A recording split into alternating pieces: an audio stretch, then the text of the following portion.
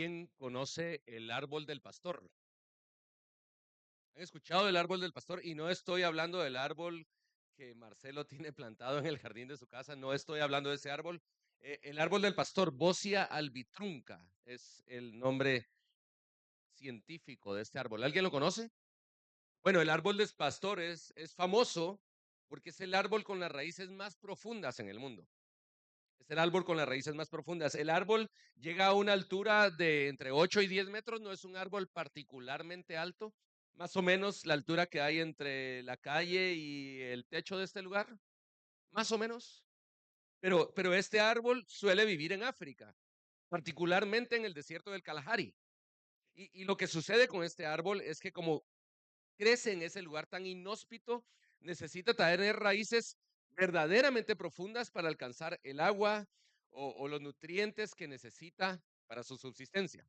Este árbol, que solo alcanza alturas de entre 8 y 10 metros, tiene raíces que alcanzan los 70 metros de profundidad. Imagínense, 8 metros de altura, 70 metros de profundidad. 70 metros de profundidad. Ahora, de la secoya se han escuchado hablar más comúnmente. La secoya es el árbol más alto del mundo.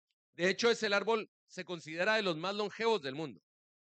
Las secoyas alcanzan alturas. ¿Alguien tiene idea de la altura que alcanza la secoya? ¿Cuánto? 40 metros. ¿Quién da más? Parece subasta, ¿no? La secoya alcanza el récord de las secoyas más altas. Está en 115 metros de altura. Imagínense un árbol de 115 metros de altura. ¿Cuánto creen que miden sus raíces? Si el del árbol de 8 metros mide 70 metros de profundidad, ¿cuánto creen que mide las raíces de un árbol de 115 metros de altura? ¿Alguna idea? Ya les dio miedo, ¿verdad? Porque, ¿cuánto?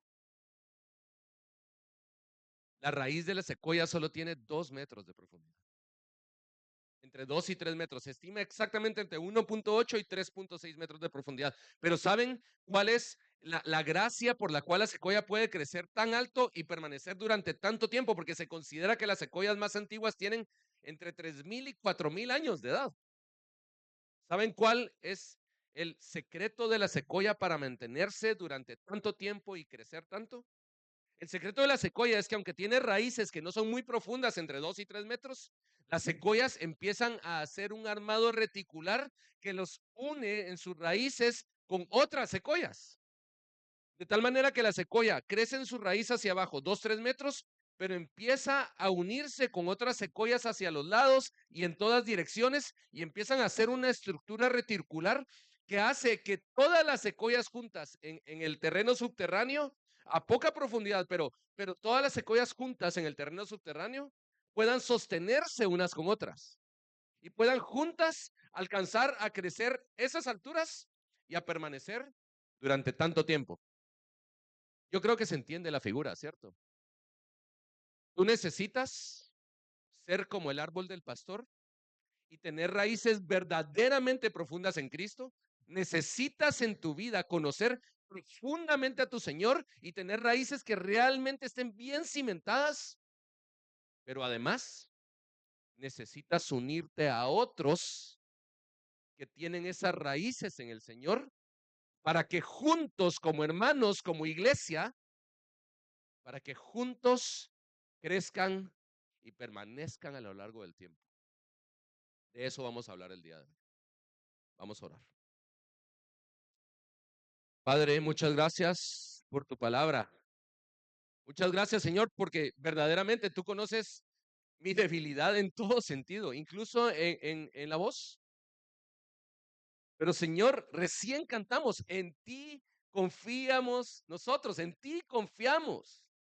Y nosotros nos hemos reunido a escucharte a ti.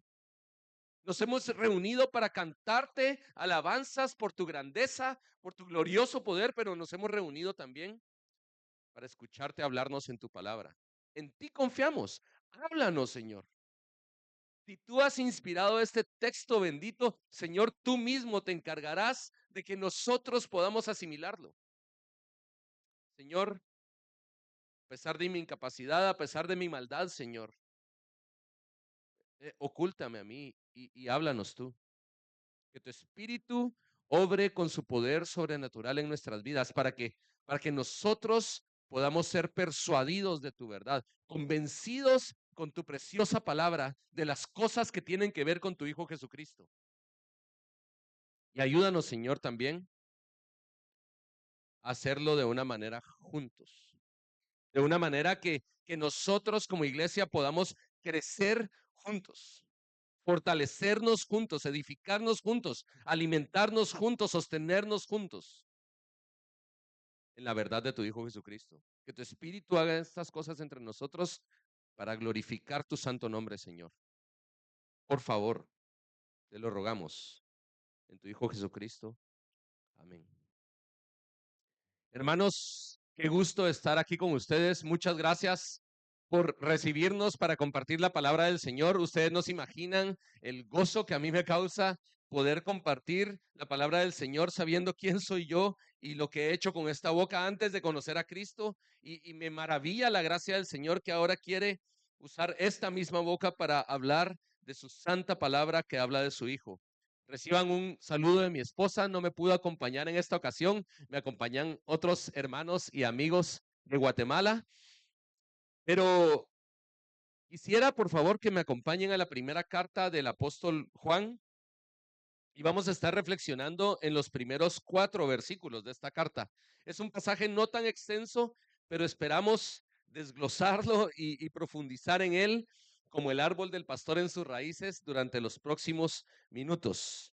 Yo lo decía ayer con otros hermanos, pero si ustedes no tienen esta costumbre, no es una obligación, pero a mí me gustaría que puedan ponerse de pie simplemente en señal de reverencia al Señor que nos ha dado su palabra, reconociendo que estamos en terreno santo verdaderamente.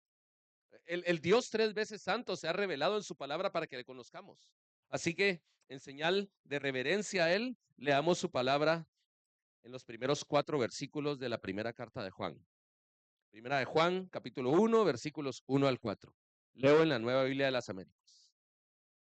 Lo que existía desde el principio, lo que hemos oído, lo que hemos visto con nuestros propios ojos, lo que hemos contemplado y lo que han tocado nuestras manos, esto escribimos acerca del verbo de vida. Y la vida se manifestó. Nosotros la hemos visto y damos testimonio y les anunciamos a ustedes la vida eterna que estaba con el Padre y se manifestó a nosotros. Lo que hemos visto y oído les proclamamos también a ustedes, para que también ustedes tengan comunión con nosotros. En verdad nuestra comunión es con el Padre y con su Hijo Jesucristo. Les escribimos estas cosas para que nuestro gozo sea completo. Esta es la palabra del Señor. Pueden sentarse, hermanos. Y lo que vamos a ver en este pasaje es precisamente aquello que hablábamos en la introducción con estos árboles. Por cierto, a mí no me gusta mucho la botánica. Yo simplemente averigüé esos árboles para tener una buena ilustración para este mensaje. Pero es interesante lo que escuchamos del árbol del pastor y de las secoyas. Porque lo que encontramos en este pasaje en los primeros 2 versículos es que nosotros tenemos que profundizar en nuestro conocimiento acerca de Jesús, verdaderamente tener raíces profundas entendiendo quién es Él a lo largo de todas las escrituras, pero al mismo tiempo necesitamos tener esta comunión que ya tenemos con Él, también tenerla con otros y tener estas raíces reticuladas, este sistema estructural en la cual nosotros al unirnos a otros podamos crecer y créanme, esto es vital para la vida cristiana, permanecer a lo largo del tiempo, como estas secuoyas que son tan longevas y llegan a vivir miles de años. Necesitamos profundizar en nuestro entendimiento de quién es Jesucristo, pero al mismo tiempo necesitamos hacerlo no aislados, sino hacerlo junto con otros. Lo que encontramos en el primer versículo, y a mí me encanta que puedan ir viendo la Biblia y leyendo la palabra del Señor y no me crean lo que yo estoy diciendo, sino que vean su texto bíblico para ver lo que nos está mostrando el Señor en su palabra. Lo que nos dice en el primer versículo es lo que existía desde el principio. Juan es conocido por tener una teología muy digerida y muy profunda. Recuerden que desde la muerte, resurrección y ascenso del Señor, Juan ha pasado unos 50 años, 55 años de reflexión teológica para llegar a escribir esto. Imagínense lo que un apóstol que ha servido al Señor durante tantas décadas y ha reflexionado en lo que ha sucedido con Jesús en la cruz y en la tumba vacía, ha digerido acerca de este Cristo. Y lo que empieza diciendo Juan es lo que existía desde el principio. Por supuesto, esto nos hace recordar su prólogo en el Evangelio de Juan en el capítulo 1, en donde él dice, el que era en el principio, el verbo que estaba con Dios y era Dios. Y eso evoca a las imágenes en Génesis 1, en donde se dice que Dios era en el principio, estaba en el principio. Lo que nos está diciendo Juan es que él asocia directamente a este Jesús del cual va a hablar a esta audiencia y a nosotros por extensión. Él asocia a este Jesús con el ser divino. Él está afirmando categóricamente la divinidad de Jesús. Está diciendo, este Jesús del cual yo les estoy hablando es un ser trascendente. A los que les gustan los términos teológicos, es un ser trascendente. Está más allá de la realidad humana. Él existe desde antes de la creación de todas las cosas, lo que existía desde el principio. No podemos tratar a Jesús como alguien que está a nuestro nivel. Sí, es cierto, él se encarnó y eso es lo que va a decir inmediatamente después Juan, y ya lo vamos a ver, pero no podemos tratar a Jesús como alguien que es similar a nosotros. Él es el ser trascendente, el Dios con nosotros. Cantamos antes, en ti confío, Dios poderoso. ¿Y qué decía el canto? Emanuel, Dios con nosotros, lo que existía desde el principio. Jesús, el ser trascendente que rebasa todas nuestras ideas humanas. Créanme que aunque tú no estudies teología y tengas otra profesión y tal vez no pienses que vas a dedicarte a esto de estudiar la palabra de Dios en una institución formal, tener una teología, una profundidad de conocimiento de Jesucristo es vital para tu vida cristiana. No puedes tener algo superficial y decirte cristiano. No puedes tener algo que lo lleva el viento, como el tamo en el Salmo 1, en el versículo 4, y creer que tu vida cristiana va a avanzar de una manera, saber ni cómo, pero ahí vamos. Necesitas profundizar en el conocimiento de Jesucristo. Él es el Dios trascendente, pero al mismo tiempo, miren lo que continúa diciendo el apóstol Juan. Lo que hemos oído, lo que hemos visto con nuestros propios ojos, lo que hemos contemplado y lo que han tocado nuestras manos. Miren lo que está diciendo Juan. El Dios trascendente que existía desde el principio, ahora se ha manifestado en carne. Ha venido y ha vivido entre nosotros, ha habitado entre la humanidad. Se ha hecho uno con nosotros y ha venido de esta manera encarnada, tomando forma de hombre. Y este Dios trascendente que está más allá de nuestras expectativas, más allá de nuestra realidad, más allá de nuestra esfera terrenal, es el mismo Dios que ha venido, que hemos oído, que hemos visto con nuestros propios ojos, que hemos contemplado y que han tocado nuestras manos. Ahora voy a explicar por qué usa esos términos, Juan. Este Dios no solo este Jesús no solo es el Dios trascendente, sino este Jesús es el Dios inmanente. De nuevo, para los que les gustan los términos técnicos en teología, es el Dios inmanente, es decir, es el Dios que se hace realidad entre nosotros, es el Dios que se manifiesta de una manera en que nosotros lo podamos comprender. Si Él se quedara en su esfera celestial, nuestra capacidad humana limitada no podría comprender quién es este Dios, pero Él en su gracia ha querido hacerse un hombre, un siervo, humilde hasta la muerte. Este Jesús es el Dios inmanente que ha estado entre nosotros y es el verdaderamente hombre. Profunda la teología de Juan en dos líneas.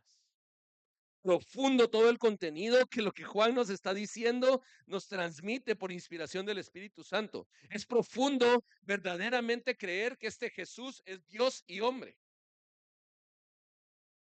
Jesús es el Dios trascendente, pero también el Dios inmanente que se ha manifestado entre nosotros. Él no solo es una idea conceptual teórica. Es importante reconocer esto. El Dios al que adoramos, mis hermanos, no es un concepto abstracto.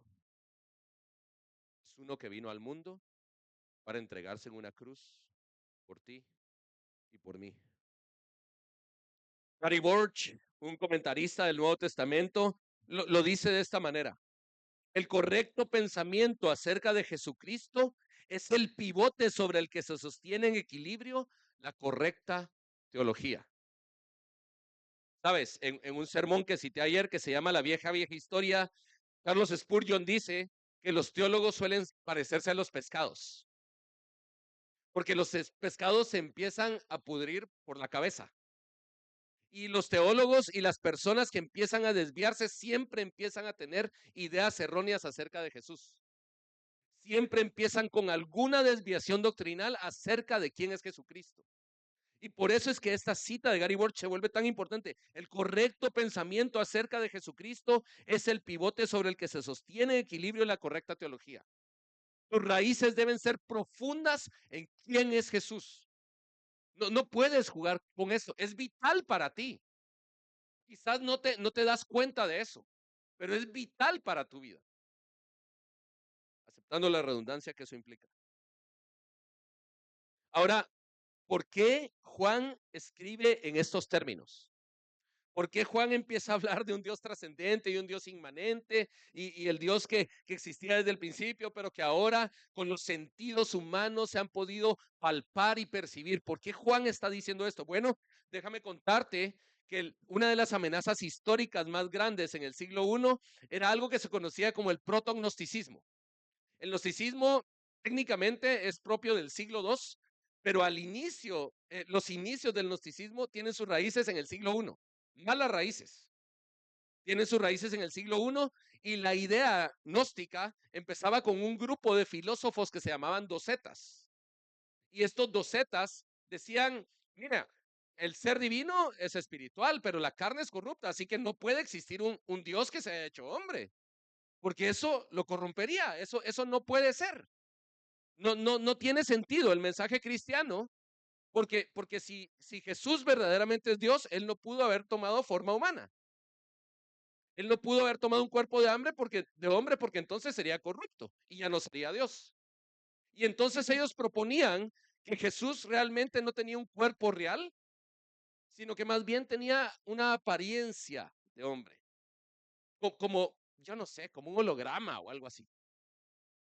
Pero no sé si te das cuenta de la amenaza que eso significa para la fe cristiana. Porque si Jesús no tenía un cuerpo real, entonces realmente no murió en la cruz. Y si realmente no murió en la cruz, entonces nunca resucitó. Y si Jesús no resucitó, toda nuestra fe no tiene sentido. Estamos perdiendo el tiempo acá. Vayámonos a hacer otra cosa. Pero el apóstol Juan categórica y contundentemente dice, Jesús tomó un cuerpo real. Yo lo escuché, yo lo vi, yo lo toqué, comí con él, me recosté en su pecho. Ahora, nosotros usualmente no nos encontramos con docetas en la calle, ¿verdad? Uno no llega y dice, hola, ¿cómo estás? Mucho gusto, soy Luis. Yo soy doceta. A mí nunca me ha pasado. Pero nosotros tenemos que entender lo que Juan nos está transmitiendo. Más bien, Dios en su sabiduría nos está transmitiendo para siglos después.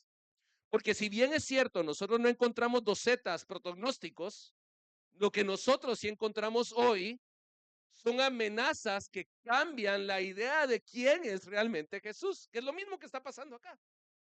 Hoy en día, tú puedes escuchar mensajes o ideas de que Jesús es una persona que simplemente es un ser buena onda. Entonces con Jesús todo está bien, todo es cool. Y Jesús te ama y no importa cómo tú seas, no importa lo que hagas, no importa las formas en que te rebeles contra Él, estás bien con Dios. Jesús te ama.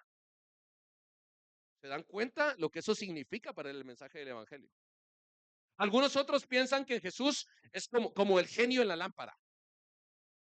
El genio de la lámpara. Estoy en necesidad, necesito un milagro. Encontré la lámpara, froto la lámpara, qué sé yo. Frotar la lámpara sería asistir a la iglesia o dar su diezmo o qué sé yo, cualquier cosa que se asemeje a la religiosidad humana. Entonces hago todas esas cosas porque yo lo que quiero es ganarme al genio.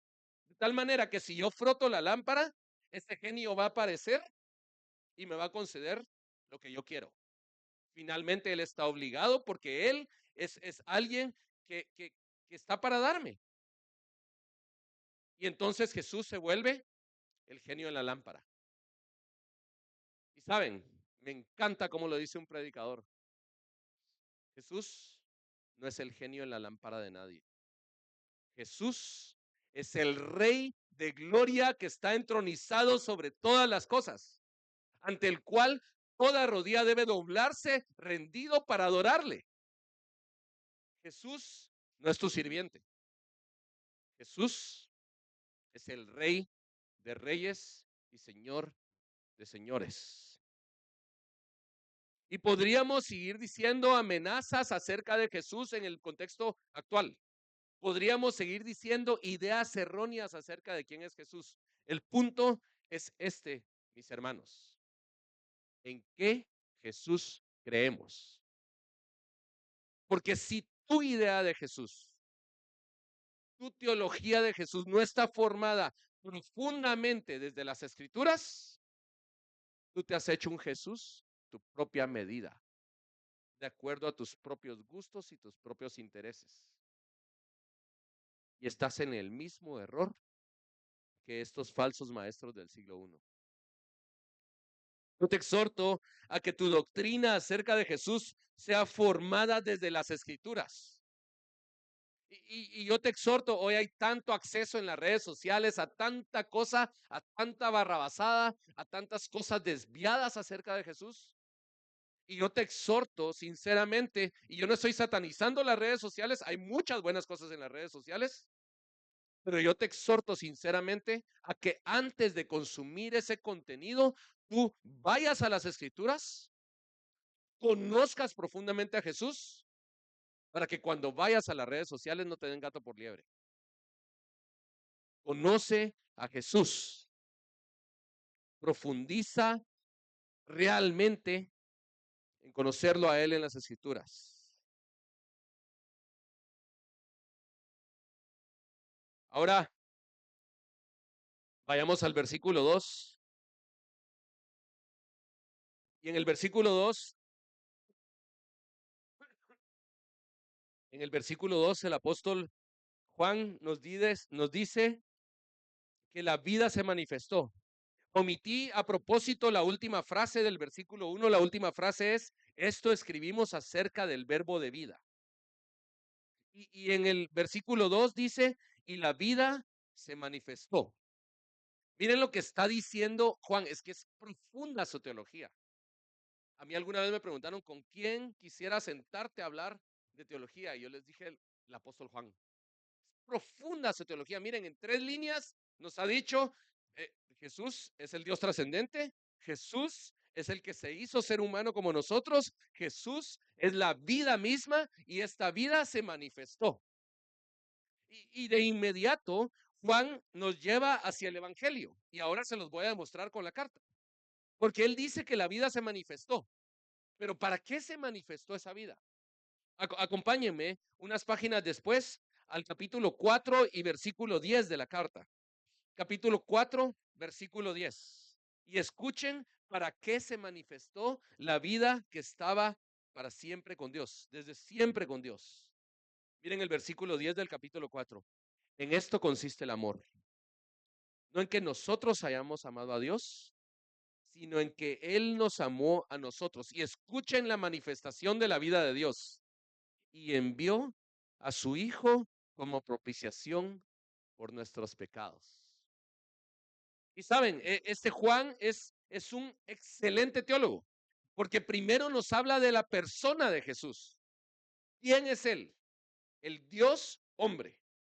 E inmediatamente después, en una frase, nos resume la obra de Jesús. Si tú un día estudias cristología, esas son las 2 áreas de la cristología, la persona y la obra de Jesucristo. Y Juan lo resume en pocas frases. Y lo que nos dice de la obra de Jesucristo es que Él se manifestó, pero a la luz de lo que sigue diciendo en la carta, Jesús se manifestó no simplemente para andar con nosotros y comer unos pescados y comer un poco de pan y tomar. No, no solo eso, Jesús se manifestó verdaderamente porque fue enviado por el Padre Celestial como propiciación por nuestros pecados. Juan resume en una frase muy corta: la vida se manifestó, el mensaje del evangelio de la gracia de Jesucristo. Mira lo que hace, que es excelente lo que el Señor nos está transmitiendo en su palabra. Y a veces nosotros quizás no nos vemos como realmente pecadores y entonces, bueno, Jesús es un buen maestro, ¿no? Jesús finalmente dijo buenas cosas y enseñó a vivir bien, pero eh, con eso es suficiente. Jesús no se manifestó para ser un buen maestro, aunque lo fue. Jesús no se manifestó para darnos un buen ejemplo de moral, aunque lo hizo. Jesús se manifestó para propiciar nuestros pecados. Esa fue la razón de su venida. Pagar la deuda que tú y yo teníamos y que nunca íbamos a poder cancelar. Derrotar para siempre el poder del pecado y de la muerte en ti y en mí. De tal manera que tenemos libertad. Somos libres porque somos uno con Él. Y nos asociamos con Él en su muerte para gozar de su resurrección. Nosotros conocemos a este Jesús que no es un concepto abstracto, que no es una idea teórica, sino que es un Jesús que se manifestó para propiciar tu maldad y la mía, para llevarnos al Padre. El justo por los injustos, para llevarnos a Dios. Cuando Él se entregó en esa cruz, el velo se rasgó de arriba abajo, para que eso fuera evidente que no era una obra humana y para darnos acceso inmediato a Dios. Tú puedes acudir a Dios directamente por la obra de Jesucristo, por sus méritos. Jesús se manifestó. Jesús vino a este mundo precisamente para que nosotros podamos estar con Él. Me gusta una anécdota que cuenta un pastor predicador que se llama David Platt.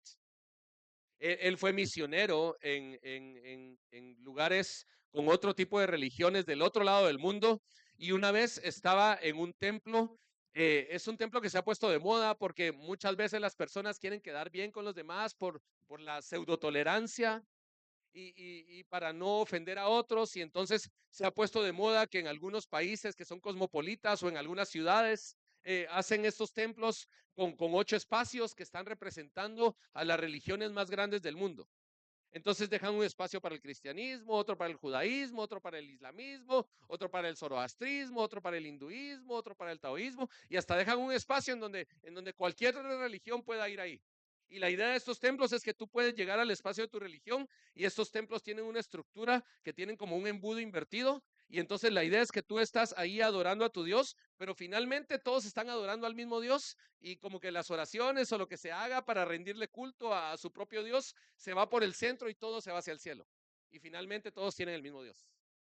Entonces David Platt está viendo esto y le pregunta al encargado de ese lugar y le dice, mira, lo que tú me estás diciendo es que hay una montaña y en la cima está Dios. Y lo que tú me estás diciendo es que si yo soy cristiano, quizás tomo este camino para llegar a la cima. Y si yo soy musulmán, tal vez tomo este otro camino para ir a la cima. Y si yo soy hinduista, tal vez tomo este otro camino para ir a la cima. Pero finalmente todos seguimos caminando para arriba y eventualmente todos llegamos al mismo Dios. Eso me estás diciendo. Excelente, tú lo has comprendido. Y David Platt le dijo esto. ¿Y qué pasaría si yo te digo que el Dios al que yo adoro no se quedó en la cima? El Dios al que yo adoro bajó porque yo no podía subir. El Dios al que yo adoro vino a este mundo a rescatarme para que yo estuviera con Él. ¿Te das cuenta lo distinto del mensaje cristiano? ¿Te das cuenta la diferencia enorme que hay entre nuestro Dios y los otros dioses falsos? Jesús vino a este mundo. La vida se manifestó. Ahora, el hecho de que la vida se manifestó y que ha propiciado nuestros pecados y que nos ha dado redención y que nos ha llevado hacia el Padre, implica una responsabilidad. Mira lo que sigue diciendo Juan. Nosotros la hemos visto, esta vida que se manifestó, y damos testimonio y les anunciamos a ustedes la vida eterna que estaba con el Padre y se manifestó a nosotros. Miren, es riquísima su doctrina acerca de Jesús, pero Juan no se queda en la teoría. Juan inmediatamente dice, y eso significa que los que hemos conocido a ese Dios, tenemos el compromiso y el comisionamiento de ese Dios mismo para ir y dar testimonio de él, ir y anunciarlo a otros. ¿Se dan cuenta lo hermoso y lo profundo que tienen dos líneas en las Escrituras? Nosotros damos testimonio porque hemos visto esta vida, porque la hemos conocido, damos testimonio y les anunciamos a ustedes la vida eterna. Dar testimonio, anunciar. Un comentarista, Ray Van Niste, pueden encontrar su comentario gratuitamente en un sitio muy bueno que se llama TGC. Un comentarista lo dice de esta manera. Nosotros no anunciamos un mensaje. Nosotros anunciamos a una persona. Nuestro mensaje no es un concepto teórico abstracto. Nuestro mensaje es Jesucristo mismo, porque en Él está la vida. Nuestro mensaje es Jesús. Mira cómo lo dice Juan. Damos testimonio y les anunciamos a ustedes la vida eterna que estaba con el Padre y se manifestó a nosotros. ¿De quién habla Juan? Su mensaje es Jesús. Es Jesús mismo. Y es el mismo encargo que tú y yo tenemos si hemos conocido esa vida, si se ha manifestado a nosotros. Hace mucho tiempo yo veía televisión, estuvimos conversando acerca de eso, pero antes de casarme yo era mucho peor en muchas áreas y yo me echaba mi televisionazo todas las noches. Y entonces yo recuerdo que tenía una agenda muy ocupada también en ese tiempo, pero me gustaba llegar, llegaba tarde en la noche, como a las 11 de la noche, a casa de mis padres, en donde vivía. Y entonces, mientras cenaba, yo me echaba el Sports Center, ¿no? Tananan, tananan, y encendía el televisor simplemente para ver el resumen deportivo, porque era lo que más me gustaba ver. Y me encantaba, porque en el cable que se usaba en ese canal, había un anuncio de una fundación que se llamaba Fundación para una Vida Mejor. Y tenían un anuncio que a mí me parecía espectacular. Resulta que había un niño ciego que tenía su venta en la mano, estaba vendiendo cositas en la calle. Y este niño ciego tenía su venta en la mano y de repente pasaba una persona distraída y ajetreada y apresurada, como lo solemos ser muchos de nosotros, y pasaba y sin querer queriendo, diría ese genio mexicano, sin querer queriendo le pasaba topando la venta que tenía en la mano. Y no se daba cuenta y seguía corriendo en su afán. Y entonces el niño ciego, cuando sentía que la venta ya no estaba ahí, se agachaba para buscar en dónde estaban las cosas y de repente aparece otra persona, levanta al niño ciego por el brazo, agarra la caja de su venta y empieza a levantar las cosas, se las pone en la mano, saca algo de dinero de la bolsa y se lo pone en la otra mano al niño ciego y se va. Y el niño ciego dice esto: ¿eres tú, Jesús? ¿De cuántos de nosotros las demás personas pueden decir eso?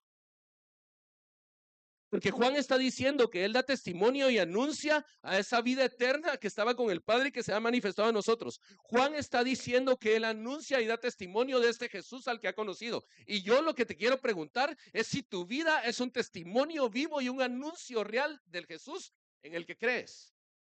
Las demás personas pueden decir, yo he visto a Jesús en esta persona. Yo he visto las virtudes, el carácter de Cristo en esta persona. Yo he visto los intereses, los deseos de la gloria de Jesús en esta persona. esta persona realmente me da testimonio de Jesús, realmente me está anunciando ese mensaje que proclama. No, no solo anuncia con su voz, lo cual es imprescindible. Hay otros pasajes que hablan al respecto. No solo anuncia con su voz el mensaje de Jesucristo, su persona y su obra, como vimos en los dos versículos, sino que además esta persona vive consistentemente este mensaje de tal manera que testifica esta vida que ha conocido. No, no está hablando patrañas, no es un discurso vacío, no son chácharas, es real. Jesús es tangible en su vida. ¿De cuántos de nosotros los demás pueden decir, yo he visto a Jesús en ti? Yo he visto cómo el Espíritu de Dios está formando al Hijo eterno en ti. Déjame darte algunas ideas de cómo tú y yo podemos testificar acerca de Jesús. Lo podemos hacer anunciando claramente el mensaje de quién es Él y de lo que Él ha hecho, por supuesto, y lo tenemos que hacer. Pero déjame darte algunas otras ideas. Cada vez que nos arrepentimos de nuestro pecado y corremos hacia la cruz, estamos anunciando a Jesús. Yo te lo digo con el corazón en la mano, no te hagas el héroe de tu familia. Más bien demuestra a tu familia que tú, como ellos, son pecadores necesitados de la gracia redentora de Dios y muéstrate vulnerable como eres. Si tú eres el pastor de la iglesia, muestra tu vulnerabilidad y muéstrale a tus hermanos a los que sirves que tú también eres una oveja que falla y que es terca y que necesita la gracia salvífica de Dios en su vida. Cada vez que tú reconoces en arrepentimiento tu pecado y corres hacia la cruz, estás anunciando el evangelio de Cristo. Cada vez que tú dices, yo soy una buena persona, yo soy distinto a los de allá afuera, tú estás proclamando otro mensaje. Cada vez que nos arrepentimos de nuestro pecado y corremos hacia la cruz, estamos dando testimonio y anunciando la vida que hay en Jesucristo. Modelando la relación de Cristo con su iglesia en nuestros matrimonios, estamos dando testimonio de Jesús y lo estamos anunciando a Él. Cuando transmitimos el carácter del Padre Celestial en la crianza de nuestros hijos, cuando transmites ese carácter de verdad y de gracia en cómo tú crías a tus hijos y los llevas a ser discípulos de Dios, estás anunciando a Jesús. Cuando buscas la justicia del reino de Dios en medio de este mundo caído, léete los profetas del Antiguo Testamento y dime cuánto le importa eso a Dios. Cuando buscas la justicia de su reino en medio de la corrupción de esta esfera terrenal que está terriblemente tergiversada por el pecado, no estás dando testimonio de Jesús. Cuando socorres a los que están en escasez para cubrir sus necesidades, cuando tú ayudas monetariamente a alguien que no tiene, tú le estás hablando de Jesús. Y si dudas de eso, léete la segunda carta a los Corintios en el capítulo 9. Cuando aquellos que estaban en necesidad reciben la ofrenda de sus hermanos, ¿saben qué hacen? Ellos glorifican a Dios y Pablo en otras cartas dice que eso es testimonio de su obediencia al Evangelio. Cuando muestras empatía, porque la necesidad no siempre va a ser material, cuando muestras empatía para con aquellos que están sufriendo y lloras con ellos y te dueles con ellos, estás anunciando al Jesús de la vida en el que tú crees. Mi mamá es una cristiana muy entregada al Señor, ha sido un enorme ejemplo de perseverar en su palabra y en la oración, cosas que yo fallo, pero recuerdo cómo ella cuenta acerca de un pastor. Ella iba a tener una operación cerebral de un tumor hace muchos años, en el año 2005, si no me falla la memoria. Y el pastor de la iglesia de la cual ella formaba parte en ese entonces llegó a visitarla al hospital con su esposa y le dijo, hermana, usted está llorando, voy a llorar con usted. Y pasaron llorando juntos. Y de las pocas cosas que mi mamá recuerda de ese pastorado es como este pastor tuvo la empatía suficiente para sufrir con aquel que estaba sufriendo. Cuando muestras empatía para con aquellos que están en dolor, estás dando testimonio de Jesús. Y una cosa más que tiene que ver con lo que va a seguir en los siguientes 2 versículos. En la manera en que nos relacionamos como iglesia, estamos dando testimonio de Jesús. Si tú eres esa persona a la cual nadie la saluda, pregúntate si quizás no tienes un carácter un poco difícil. Y eso no exime a los demás de su responsabilidad de amarte. Yo no estoy diciendo que ellos están bien, pero no pongas tus ojos en ellos. La manera en que te relacionas con los demás, si tienes un carácter dócil, humilde, manso, servicial, amoroso, falto de egoísmo, falto de orgullo, tú estás demostrando en la manera en que te relacionas con tus hermanos. Conflictos van a haber. Si no están en un conflicto, les tengo malas noticias. Pronto van a estar en un conflicto. La pregunta es, ¿qué vamos a hacer ante el conflicto? Conflictos encontramos en las iglesias del Nuevo Testamento. La pregunta es, ¿cómo lo vamos a enfrentar? ¿Lo vamos a ignorar como es mucho de nuestra cultura latina? ¿Y vamos a hacer como que no pasa nada y mejor solo nos distanciamos de las personas? ¿O vamos a hablar con la persona y decirle, hermano, yo te he ofendido, tú me has ofendido, pero el evangelio de la gracia de Jesucristo restaura las cosas y la muestra más grande de eso es que restauró mi relación con Dios, con el cual era enemigo por mi pecado? Así que yo no me puedo creer que tú y yo no podamos hablarnos en amor y resolver nuestras diferencias. En la manera en que me relaciono con los demás, en la manera en que los sirvo, en la manera en que los amo, estoy dando testimonio del Evangelio de Cristo. Yo le ofrecí al pastor que iba a durar unos 50 minutos y creo que llevo la mitad del pasaje. Pero creo que no tienen hambre, desayunaron bien, así que estamos bien. Versículo 3. Y además me pusieron un reto, les cuento, ayer en la mañana y me dijeron el récord de la prédica más larga, así que ¿para qué me dijeron? Este carácter de competitividad no me deja tardarme menos que ese tiempo. Versículo 3. Lo que hemos visto y oído, les proclamamos también a ustedes. Ahora, esto es que Juan es impresionante. Por supuesto, inspirado por el Espíritu Santo y formado por él durante décadas. Pero miren lo que dice Juan. Lo que hemos visto y oído les proclamamos también a ustedes y escuchen esta frase, para que también ustedes tengan comunión con nosotros. ¿Sabes? Juan pudo haber dicho, yo tengo una relación tan cercana, tan íntima, de tanta comunión con Dios, yo estoy casi en el cielo. Ay, que miren los demás que hacen. Pero yo gozo de Jesucristo y estoy bien, así que aquí me quedo. Juan no dice eso. Juan dice que eso que él ha oído y visto le proclama también a otros. Y escuchen cuál es el propósito de anunciar esto a otros, para que también ustedes tengan comunión. No dice con Dios, dice con nosotros, conmigo y con Dios. Porque lo que yo quiero es formar estas raíces reticuladas de tal manera que al unirme a otros que tienen las mismas raíces profundas en Jesucristo, crezcamos juntos y gocemos de la vida de Dios en nosotros. Juan no es egoísta.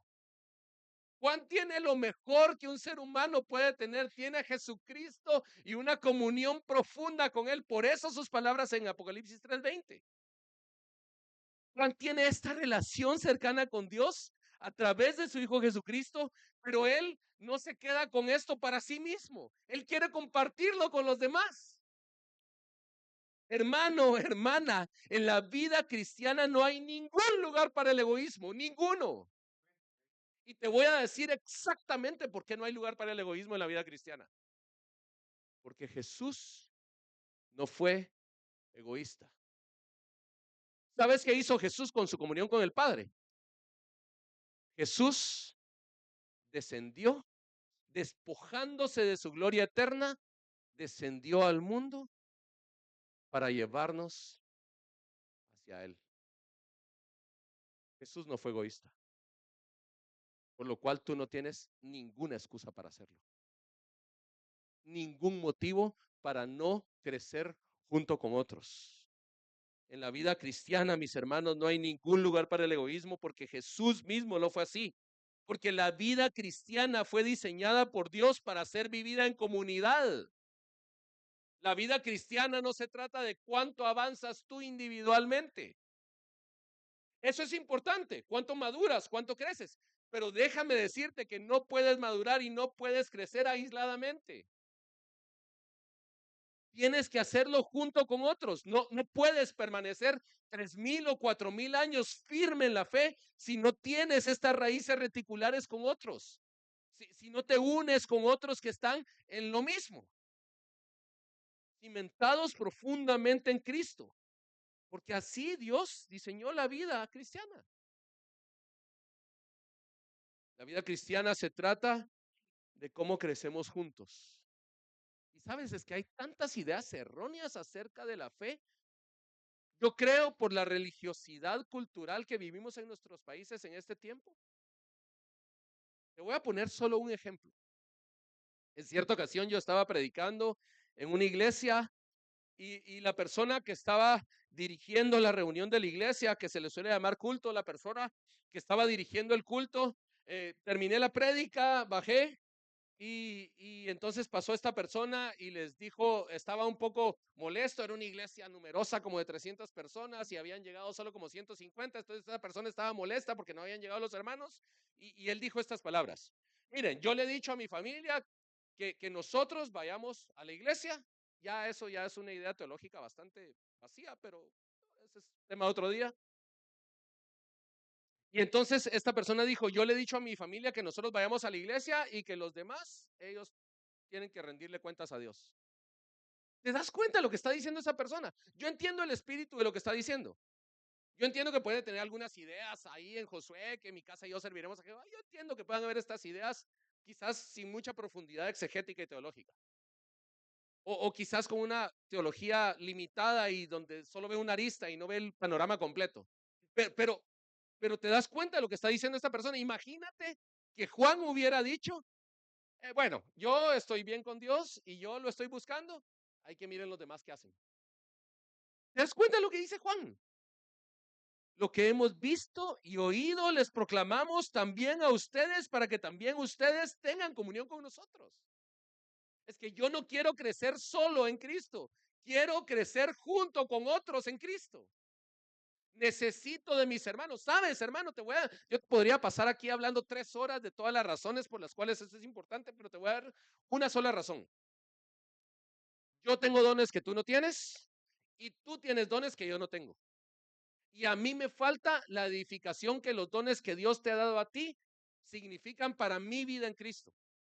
Y entonces el solo hecho de que yo no tenga todos los dones y que tú no tengas todos los dones y que yo necesite la edificación de tus dones, porque somos administradores de los dones de Dios, de su multiforme gracia, implica que yo tengo que crecer junto a ti. No puedo crecer solo. Te necesito y tú me necesitas por el poder de Cristo en nosotros, por el don de su Espíritu en nosotros. La vida cristiana no fue diseñada por Dios para ser vivida en aislamiento. Y sabes, a mí me tomó años entender eso sirviendo a tiempo completo en el ministerio. Durante años no nos tomamos en serio la iglesia local. Hasta que Dios en su gracia nos abrió los ojos con mi esposa y hace algunos años nos demostró la importancia que nuestros hermanos y nuestra iglesia local tienen en nuestra vida cristiana. Y te aseguro que ha sido dulce este tiempo. Muy dulce. Anhelo ver a mis hermanos. Los amo profundamente. Los extraño. Entonces, el versículo 3 continúa diciendo, en verdad nuestra comunión es con el Padre y con su Hijo Jesucristo. Ahora ya no solo es la comunión de Juan con el Dios Trino, sino que es la comunión de Juan junto con otros, nuestra comunión, juntos como hermanos, como las secuoyas que tienen las raíces en Cristo, pero que están unidos unos a otros. Juntos tenemos comunión con el Padre y con su Hijo Jesucristo. Juan va a decir más adelante en la carta que el que dice que ama a Dios y no ama a sus hermanos es mentiroso, porque no puedes amar al Dios que no ves sin amar a tus hermanos que sí ves. Déjame parafrasear esto. No puedes decir que tienes comunión con Dios si no tienes comunión con tus hermanos. No puedes decir eso. Es una contradicción. No puedes decir que tienes comunión con Dios y que estás bien con Él si no tienes comunión con tus hermanos. Si no tienes comunión con tus hermanos a los que ves, ¿cómo puedes decir que tienes comunión con el Dios que no ves? Necesitas de la comunión con tus hermanos. Nuestra comunión, dice Juan, juntos como creyentes, nuestra comunión es con el Padre y con su Hijo Jesucristo. Evaluémonos, hermanos. ¿Cómo estamos en esto? ¿Cómo va nuestra comunión como iglesia, gracia y verdad? ¿Cómo estamos en esto? ¿De qué maneras practicamos la comunión unos con otros en esta iglesia? Como gracia y verdad de San Salvador, lo voy a aclarar porque he predicado como en 5 iglesias que se llaman Gracia y Verdad en Indianápolis, en Costa Rica, en diferentes lugares. ¿Cómo nosotros como iglesia Gracia y Verdad de San Salvador practicamos la comunión unos con otros? Hermano, la verdad es que yo voy al culto. Yo no te pregunté si tú tienes una actividad religiosa el domingo por la mañana. Yo te pregunté si tú tienes comunión con tus hermanos. Eso te pregunté. Y no te lo pregunté yo, te lo preguntó la palabra del Señor. Lo que yo te pregunte que no te importe. Lo que el Señor te muestra en su palabra, eso que sí te importe. ¿Cómo tienes comunión con tus hermanos? ¿Cuándo fue la última vez que te acercaste a alguien? Tal vez ni sabes su nombre. Tal vez ni sabes dónde vive. ¿Y cómo vas a mostrar empatía a esa persona si no sabes ni siquiera las situaciones que está viviendo? ¿Cómo te vas a gozar en sus triunfos si no sabes nada de esa persona?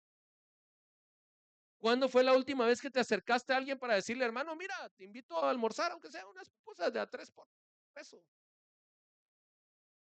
No, esas no, dicen. Bueno, que los perdone Dios. Bueno, ¿cuándo fue la última vez que me acerqué a alguien? ¿Cuándo fue la última vez que yo mostré amor al querer involucrarme con otra persona en su vida? Créeme, eso no es fácil. Eso no es nada fácil. Va a requerir de tu tiempo, va a requerir de tus fuerzas, va a requerir de tu dinero, va a requerir muchas cosas. Pero no estás diseñado para vivir en soledad la vida cristiana. Así no funciona. El versículo 4 es más corto. No te voy a quitar el récord, Carlos, tranquilo. El versículo 4 es más corto y dice, les escribimos estas cosas para que nuestro gozo sea completo. Impresionante. Impresionante. Juan dice que él tiene una dulce comunión con Dios, pero al mismo tiempo dice que él comparte estas cosas con otros para que su gozo sea completo. Ok, vayamos por partes. La primera palabra es les. Son mentiras. Vayamos por partes. Lo primero que tenemos que ver es que la única forma en la cual se puede experimentar el gozo verdadero en la vida es cuando junto con otras personas yo crezco en Cristo Jesús. Cuando yo me regocijo con otras personas en el hecho de que el Dios trascendente ha venido entre nosotros y se ha manifestado para darnos redención. Y cuando juntos nos gloriamos en esa verdad y cantamos con todo nuestro corazón y nos animamos constantemente con estas palabras, entonces experimentamos el gozo. Te lo digo claramente, si tú no tienes gozo en tu vida, muy probablemente es porque no estás siendo funcional en tu vida cristiana con los hermanos. Créeme, que no importando las situaciones que tengas, si tú tienes tus raíces profundas en quién es Jesucristo, y si tú estás unido a otros para crecer en Él, créeme que uno de los resultados va a ser el gozo en ti. Disfrutas la vida a pesar de la pérdida de seres amados, a pesar de la escasez económica, a pesar de que no es exactamente como tú esperabas que sucediera. Disfrutas la vida, te gozas por lo que Cristo está haciendo en ti y en tus hermanos. En la medida, mis hermanos, que compartimos de Cristo y a Cristo, nosotros encontramos juntos como iglesia, el gozo verdadero. Es un gozo que no depende de las circunstancias terrenales temporales. Tú puedes tener cualquier éxito, puedes comprarte cualquier cosa, ganar cualquier título. Te aseguro que una semana después vas a estar igual anhelando algo más. Es la naturaleza del corazón humano. Pero cuando estás profundamente enraizado en Cristo y estás unido a otros en eso, tienes un gozo verdadero que no depende de las circunstancias terrenales y que permanece en el tiempo. Y créeme, es dulce, es dulce. Y es que el problema, mis hermanos, es que buscamos en otros lugares lo que solo Dios puede dar en Cristo. Queremos encontrar nuestra satisfacción, nuestra plenitud, la queremos buscar en otros lugares que van a fallar. No, hermano, es que tú no sabes cuánto dinero tengo en el banco. Yo sí he acumulado bastante. Espera que venga una enfermedad de esas que consumen fortunas y me cuentas si ese dinero te sigue dando esa paz y esa seguridad y esa alegría que tú dices tener. No, hermano, es que usted no sabe lo que yo he vivido con esta persona y la relación que tenemos. Espera que su pecado se manifieste. Yo espero que no suceda, pero espera que haya una relación rota. Y queremos buscar en otras cosas lo que solo Dios puede dar. Queremos buscar en la fama, en el poder, en el dinero, en el sexo, en tantas otras cosas. Queremos buscar lo que solo Dios puede dar en Jesucristo. Piénsalo bien. Evalúa las cosas. Goza de Cristo junto a tus hermanos. Y la última palabra de este versículo es de estas cosas que te vuelan la tapa de los sesos, ¿no? Hacer esto, tener raíces profundas en Jesús y compartir esas raíces con otros, no solo te da un gozo, te da un gozo completo. No hay ninguna palabra que esté de más en la Biblia. Todas tienen una razón de ser. El gozo que Cristo puede darte es un gozo al que no le falta nada. Eso es exactamente lo que Pablo significa cuando dice que todo lo puede en Cristo que lo fortalece. No importando la situación que esté viviendo, léete los primeros 3 versículos antes de eso, el 10, el 11 y el 12. No importando la situación que esté viviendo, en el caso de Pablo, una situación económica, pero no importando la situación que estés viviendo de salud o relacional o de otras cosas, no importando esa situación, el gozo que Dios puede dar es completo, no le falta nada. Estás pleno y satisfecho en la vida. Tienes el rostro alegre porque lo que te causa gozo en este mundo es Cristo y amarlo con otros hermanos y gozarte con ellos. Y ver, este hermano de verdad cómo lo está usando Dios y cómo ha transformado su vida. Gloria al Señor por eso. Te da un gozo completo. Es como la guinda en el pastel. No le falta nada. El 18 de septiembre de 2016, no sé la hora, pero ese día en la ciudad de Cozumel, México, se celebró la final del Mundial de Triatlón. La final del Mundial de Triatlón iba siendo liderada por alguien que se llama Jonathan Brownlee, de Inglaterra. Y entonces Jonathan Brownlee iba corriendo y ya estaba muy cerca de llegar a la meta, a unos 20 metros. Y le sucedió algo que se conoce en el deporte, de estos deportes extenuantes que yo ni siquiera quiero pensar porque ya me duelen las rodillas. Le sucedió algo que se conoce como golpe de calor. Y entonces le da este golpe de calor y él pierde la conciencia de lo que está pasando. Está muy cerca de llegar a la meta de ser el campeón mundial de triatlón. Hermanos, esto se logra una vez en la vida. Ellos entrenan décadas para esa carrera, décadas. Y entonces Jonathan Brownlee estaba cerca y le da el golpe de calor y él pierde la conciencia y se desvanece. Y algunos metros atrás venían compitiendo su hermano Alistair Brownlee con un sudafricano, Henry Schumann. Y cuando llegan a donde Jonathan está desplomado, los dos ven una oportunidad de oro, literalmente. Los dos tienen la oportunidad de ganar la medalla de oro, la carrera, y ser los campeones mundiales de triatlón.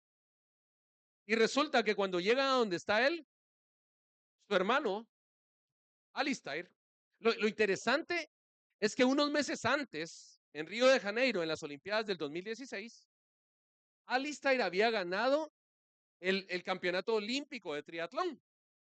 Imagínate lo que eso significa para un atleta de élite. De verdad, hermanos, ellos se entrenan desde los 2, 3 años para eso. Yo a los 2 años estaba comiendo tierra y mocos y cosas así. Y resulta que Alistair había ganado las Olimpiadas de Triatlón. Imagínate lo que significa para un atleta de élite ganar el mismo año las Olimpiadas y el Mundial de su categoría. Y entonces Alistair tiene la oportunidad de oro. Y cuando Alistair llega donde está su hermano Jonathan desplomado, él se detiene, carga a su hermano y lo empieza a chinear, dicen en buen salvadoreño, lo empieza a chinear hacia la meta. Por supuesto, el sudafricano sigue corriendo y gana. Y cuando llegan a la meta, Alistair agarra a su hermano y lo empuja para que pase antes que él. Y él entra de tercero. Y todos sabemos quién ganó esa carrera. Así es la vida cristiana. Así es la vida cristiana. La vida cristiana no se trata de cuánto tú has crecido, cuánto has madurado, cuánto has predicado, cuánto has estudiado, cuánto sabes explicar de la Biblia. De eso no se trata la vida cristiana. La vida cristiana se trata de cómo tú ves a tus hermanos para chinearlos contigo y avanzar juntos hacia la meta de encontrarse con Cristo. Y que cuando estás cerca de la meta, tú te regocijas no en pasar primero, en permitir que el otro goce antes que tú, que sea más usado que tú, que Dios se glorifique más en su vida que en la tuya, que conozca más profundamente que tú. La vida cristiana se trata de cómo tú chineas a los demás, como Juan lo está haciendo.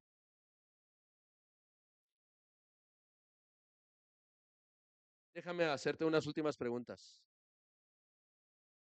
¿Qué te causa gozo en la vida? ¿Qué te causa gozo en la vida? Y yo te voy a ser honesto, yo no es que yo me esté haciendo aquí el gran espiritual, a mí hay cosas terrenales que todavía me atraen.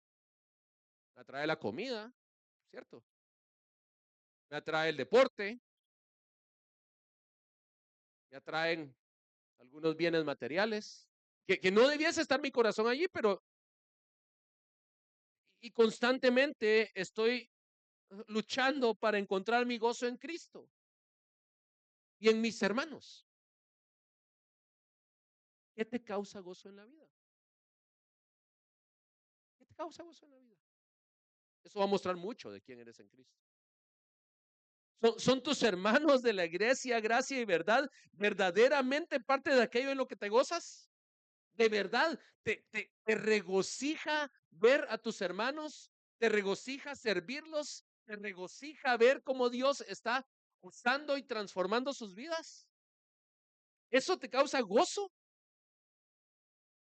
Y si no es así, ¿Por qué no te comprometes a hacer algo al respecto en lo que resta de este mes?